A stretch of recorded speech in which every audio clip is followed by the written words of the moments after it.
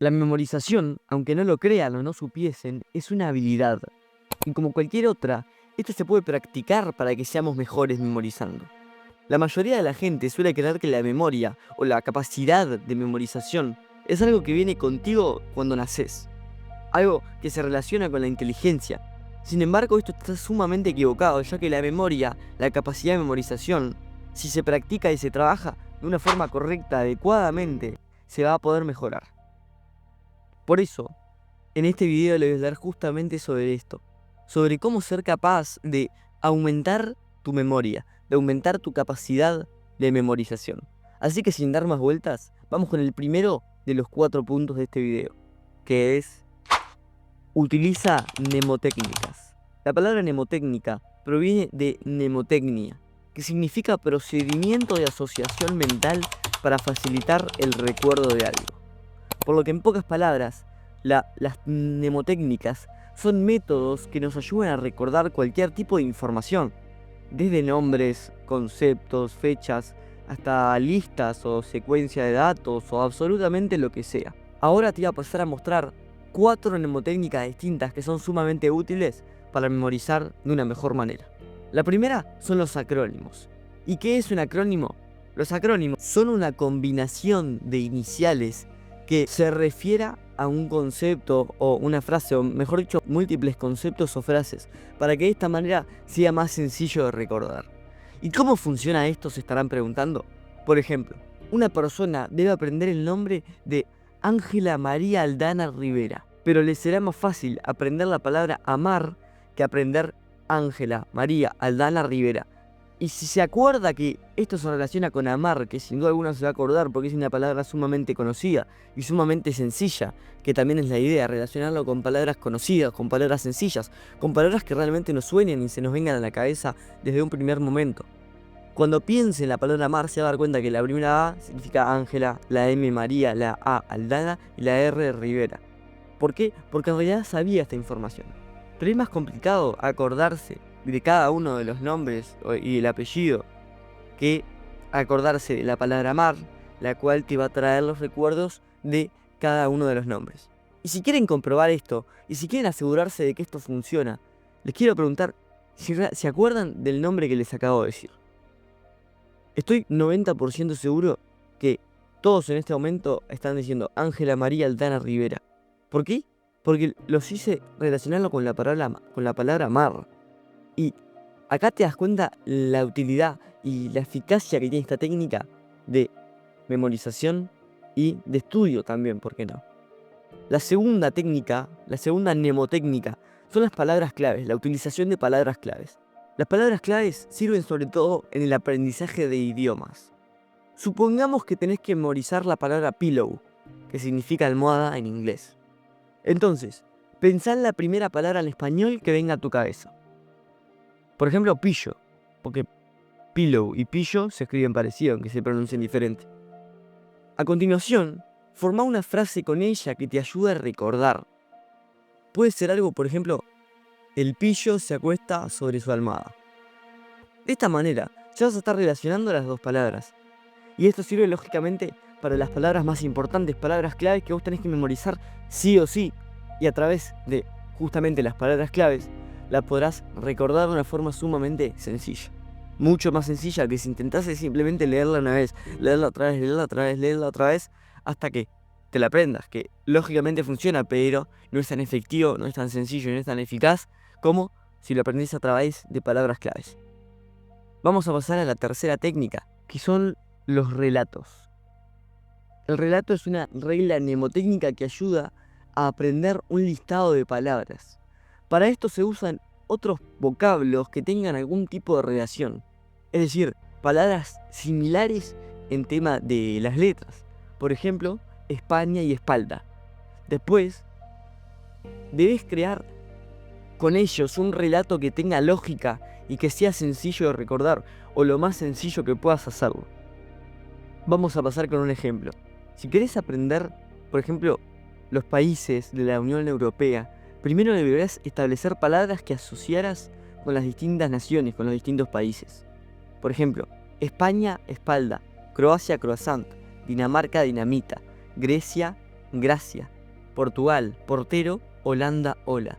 Y así con todo el resto de países. Luego, deberás formar un relato que podría quedar algo como: salí a caminar por el parque y me tumbé de espalda España en el pasto. Comía un croissant, Croacia, de chocolate cuando escuché una explosión con dinamita, Dinamarca, que, aunque no me asustó al principio, me causó un poco de gracia, Grecia. Llegué al edificio y el portero, Portugal, me saludó con un alegre hola, Holanda. De esta manera, la memorización, el recordar estos países de la Unión Europea en este caso, se nos va a hacer una tarea mucho más sencilla que si simplemente intentásemos leer cada uno muchísimas veces hasta que se nos quede grabado en la cabeza. Y la última mnemotécnica es la memorización de fechas. Un truco para no olvidar las fechas consiste en relacionar cada número con una escena imaginaria. Por ejemplo, supongamos que necesitas retener la fecha de la independencia de Colombia, 20 de julio de 1810, que en formato numérico, digamos, se vería 20, 07, 18, 10. Lo podrías hacer de la siguiente forma: 20 estudiantes de grado 7 salieron a jugar contra 18 estudiantes de grado 10. Porque en definitiva, esto se basa en emplear la fantasía, en ser creativo, en pensar cuál es la mejor manera que tenés para recordar, cómo lo puedes asociar, y cosas sencillas que seas capaz de recordar fácilmente y que vos sepas. Y cuando relacionas algo que no sabes con algo que sabes, eso que no sabes pasa a ser algo que sabes, pasa a ser algo conocido. Ahora vamos a pasar con el siguiente punto, que es estudio espaciado. El estudio espaciado nació por el psicólogo alemán Hermann Ebbinghaus. Este fue el primero en investigar científicamente el proceso de la memoria y el aprendizaje. Ebbinghaus describió el olvido como un fenómeno natural que ocurre con el tiempo cuando la información no se repasa o revisa regularmente. Además, creó, o estableció, mejor dicho, le dio nombre a la famosa curva del olvido, que nos muestra cómo va decayendo la memoria con el tiempo si no se repasa, si no se refuerza mediante repasos adecuados. El estudio espaciado se fundamenta básicamente en cómo funciona la memoria humana. El humano primero debe hacer 1 o 2 repasos para analizar la información, para retener la información y familiarizarse inicialmente con lo que deseas aprender. Lo que te permite establecer una base inicial para de ahí comenzar a ir hacia arriba. A medida que transcurre el tiempo, se van a empezar a realizar repasos periódicamente, los cuales te van a ayudar a realmente que la información que estás estudiando, la información que debes aprender, se consolide cada vez más y más. A través de estudios científicos se ha observado que siempre va a ser más efectivo el estudiar en periodos más cortos, divididos en distintos días, que estudiar en un periodo más grande, más conciso y de mayor carga horaria en un mismo día, aunque terminen siendo la misma cantidad de horas o la misma cantidad de tiempo. ¿Qué quiero decir con esto? Que siempre va a ser más efectivo estudiar 1 hora, 4 días distintos, que estudiar 4 horas un mismo día. Y esto es algo que debemos entender, algo que es importante, ya que cuando nos damos cuenta que no es tan importante estudiar muchas horas, sino que es más importante la forma en la que la estudiamos, la forma en que aprovechamos este tiempo, o en este caso, cómo dividimos el tiempo, cuándo estudiamos cada cosa, etc., es cuando empezamos a obtener mejores resultados, los resultados que estábamos buscando. Vamos a pasar ahora al tercer punto, que es aprende activamente. Si querés memorizar, si querés aprender en general, si querés estudiar y sacar buenas notas, es algo esencial, es algo que debes hacer sí o sí, el aprender de forma activa, estudiar de forma activa. Si escribís, explicás o utilizás lo que sea que estás estudiando, la información, el material, pero siempre de forma activa. ¿Y cómo se hace para que sea de forma activa? De forma activa es cuando nosotros forzamos a nuestro cerebro a que recupere una información que le habíamos brindado hace un periodo corto de tiempo.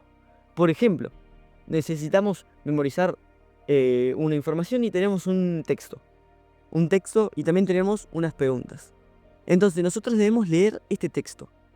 Luego de leer este texto, cerramos las páginas o lo dejamos lejos nuestro, lo guardamos en un cajón o lo dejamos arriba del escritorio si ustedes son capaces, pero luego no lo debemos leer, no debemos tener acceso a este texto. Es decir, lo leemos, lo dejamos de lado y luego contestamos las preguntas que teníamos a mano, que teníamos para utilizar, pero sin recurrir a la información del texto. Es decir, que si no sos capaz de responder una pregunta, vos tenés que dar todo de tu cerebro, intentar recordar, pero siempre sin ver el texto. Es decir, en el preciso momento en el que ves el texto, la técnica ya deja de ser activa. Y vamos a pasar al último punto, que es sueño efectivo. La gente no lo cree, pero dormir una cantidad correcta de horas, dormir 8 horas, 7 horas al día, es algo esencial. Si vos no dormís 8 horas de calidad al día, o 7 horas de calidad al día, tu mente no va a estar recuperada. Tu mente no va a tener la misma capacidad de concentración, la misma capacidad de memorización, la misma capacidad de aprendizaje que tiene cuando está activa, cuando descansó correctamente. Como cualquier músculo, si vos vas al gimnasio y haces un músculo un día, por ejemplo, haces bíceps el lunes, el martes haces bíceps, el miércoles haces bíceps, el jueves haces bíceps, y todos los días haces bíceps, no le estás dando descanso. Entonces el músculo, el viernes, ya no va a servir para nada, porque va a estar, las fibras musculares tan destruidas, va a estar tan cargado ese músculo, con tanta fatiga, que no va a funcionar como hubiese funcionado si lo hubieses descanso. Si les gustó el video, no olviden darle me gusta, suscribirse, comentar qué les pareció, compartírselo a alguien que crean o sepan que le puede llegar a necesitar. Además de unirse al canal y a mi servidor de Discord, ya que realmente me ayudarían muchísimo. Muchas gracias, nos vemos en el próximo video.